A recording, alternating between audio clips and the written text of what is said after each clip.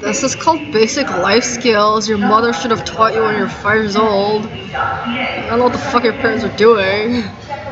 But okay, how to cook. It's really easy. Stop using online recipes. They give you a lot of ideas and substitutions. But you gotta go and get one of those like cooking books from the library. Is that way you don't have to spend money on it. Just go to your local library, check out a cooking book, and then first, when you learn how to cook, buy all the ingredients and then measure it out and then prepare it on the table or like the kitchenette island or something or your little thingy, and then read through the instructions first so you know when to put what where.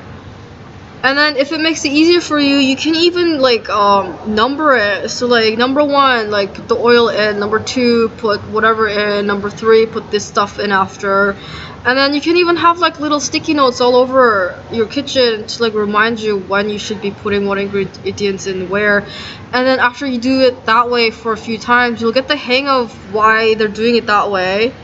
And then you'll notice it when you eat it, like the food and how it's affecting it. And then it should be easier for you to kind of like wing it or like go off memory. It's not that hard, okay? You don't need to time it to the T. I mean, it actually kind of ruins the food. Like, I don't know, like timing your eggs is ridiculous to me. I'm like, what, you don't know how to fry an egg? Are you stupid or something? Ugh. My teeth are giving me anxiety. Budgeting. Okay, you need to like seriously be honest with yourself. How much money are you raking in a month? Okay, if you're below the poverty line, you can spend every single cent of it every month. That's not a problem. If you're above the poverty line, it's a problem. Okay, so below the poverty line, you should be spending every single cent of your money every month. That's living paycheck to paycheck. You're supposed to. You don't make enough money for savings. Like, I'm sorry, that's just, it's impossible for you to save on that. Something's gonna come up, we're gonna have to buy something. There goes all your savings. Like, it's not enough for you to save on.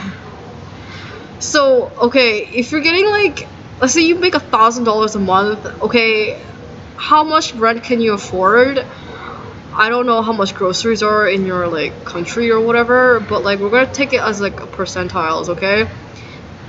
If you're spending 80% of your monthly income on rentals alone, on just the rent alone, not utilities or anything, what the hell are you gonna spend the rest of 20% on? Utilities? That's gotta be 10%. 10% for everything? You can't even buy groceries with that money.